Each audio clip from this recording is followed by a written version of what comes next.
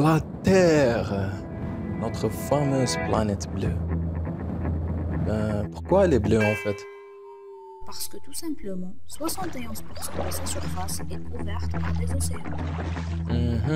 D'accord. Donc c'est ça qui donne la couleur bleue. Bon, on sait tous que la plupart de vous connaissez la réponse, mais j'ai une autre question pour vous. Et elle est plus compliquée que ça.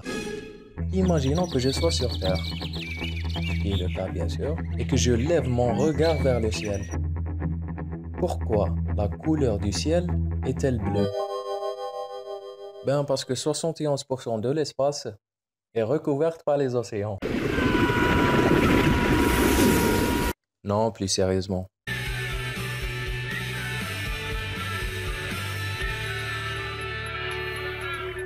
Pour comprendre le mystère de la fameuse couleur dans le ciel, faut avoir quelques prérequis. Oui, là, mais tu peux pas cuisiner sans avoir les ingrédients. Alors, commençons par la lumière. C'est un rayonnement d'onde. Et une onde, c'est le déplacement ou la propagation d'une perturbation dans un champ. Et le charabia commence. Mais non, on va simplifier tout ça. Exemple, quand on jette un caillou dans l'eau, on aura des petites vaguelettes à la surface et qui se déplacent. Mais en vrai, les vaguelettes ne se déplacent pas. C'est plutôt la hauteur de l'eau qui va se propager. Et ça, c'est une onde. Alors, en reliant notre exemple à la définition précédente, on pourra dire que le déplacement d'une perturbation est représenté par le changement de la hauteur de l'eau. Dans un champ, ce champ peut être représenté par un verre d'eau, par un lac, par une rivière, bref, tout ce que vous voulez. Deuxième info, quelle est la relation entre les couleurs et les ondes? Dans le monde, il y a pas mal de sources de rayonnement, comme les étoiles, le soleil, etc.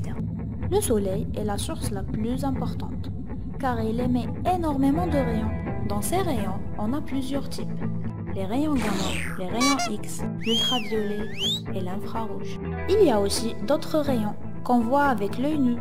C'est la partie qu'on nomme visible. Ce spectre contient plusieurs couleurs. Il s'étend du rouge au violet. En dessous du rouge, on va avoir l'infrarouge et au-dessus du violet, il y a l'ultraviolet. On peut définir la distance qu'il faut à cette onde pour parcourir un cycle complet par la longueur d'onde. Vous l'aurez compris, en allant vers l'ultra, on va avoir beaucoup plus d'ondes. Au contraire, en allant vers l'infra, on va avoir de moins en moins d'ondes. En résumant le tout, on dira que la lumière est composée d'ondes, et c'est justement ce dernier qui détermine les couleurs qu'on distingue. Le dernier chapitre avant de comprendre d'où vient le bleu du ciel est de savoir justement le comportement de ces ondes. Alors, première chose à savoir, c'est qu'une onde se déplace à une vitesse constante dans un milieu homogène. Bon, homogène, ça veut dire que le milieu ne change pas. On est toujours dans le même milieu, les mêmes composantes et que rien n'a changé. Nos ondes composent la lumière. Elles se déplacent donc à la vitesse de la lumière. On va donc constater que les rayons émis par le soleil vont se déplacer à une vitesse constante dans l'espace jusqu'à atteindre l'enveloppe terrestre.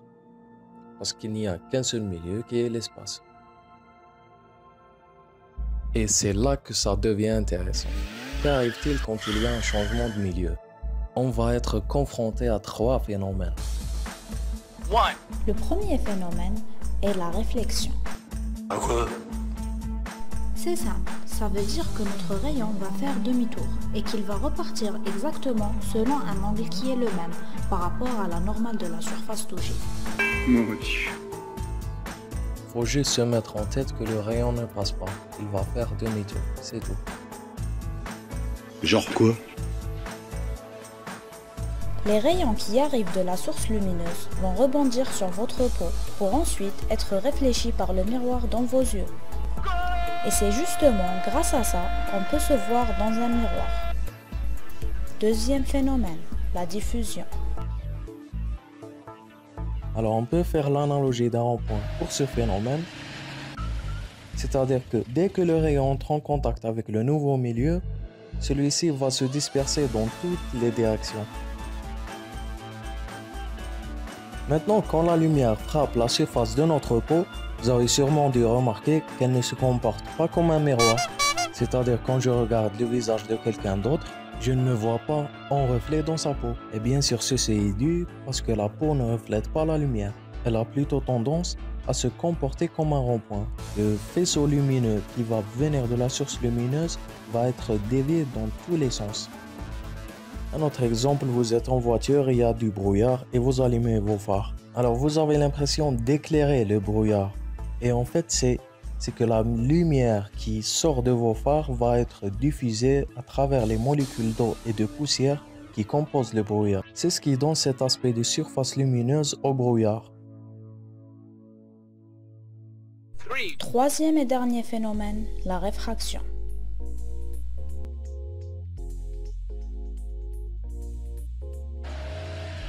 Le rayon qui suivait une direction linéaire va d'un seul coup changer sa direction dès qu'il prend contact avec le nouveau milieu. D'où l'image décalée qu'on peut apercevoir sous l'eau. Et c'est tout ce que vous deviez savoir. C'est facile, hein? Grâce à ces notions, on va comprendre le phénomène de coloration du ciel. Compris, bien reçu. Première étape. Les rayons vont démarrer du Soleil à une vitesse constante et linéaire dans l'espace, jusqu'à arriver dans l'atmosphère terrestre, où une partie va subir un phénomène de réflexion. Souvenez-vous du miroir.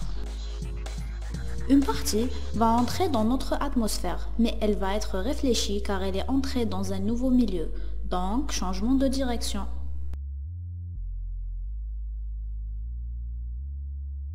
Dans notre atmosphère, ces rayons vont subir un phénomène de diffusion à la rencontre de molécules d'air, d'oxygène, d'eau, etc. Notre atmosphère a une composition telle que les ondes qui vont être diffusées le plus facilement et le plus largement sont celles qui ont une longueur d'onde la plus courte. En d'autres mots, tout ce qui se situe vers le bleu. Le reste va être largement moins diffusé et aller quasiment droit depuis l'atmosphère vers le sol. Et voilà, maintenant vous savez pourquoi le ciel est bleu, quels sont les paramètres qui jouent en faveur de cette couleur, pourquoi cette couleur et non une autre.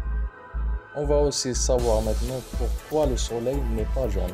Et oui, parce que le soleil aussi n'est pas jaune. Alors le tout se résume à imaginer le soleil comme un projecteur qui jette de la lumière blanche. Cette lumière blanche au contact d'une enveloppe qui est notre atmosphère va se transformer en lumière jaune. Et pourquoi ça? Parce que tout simplement cette enveloppe va absorber une des couleurs contenues dans cette lumière blanche qui est le bleu, ce qui va résulter par une lumière jaune. C'était votre 4e épisode de DZ Personal Development. N'oubliez pas d'aimer, de partager et surtout de s'abonner.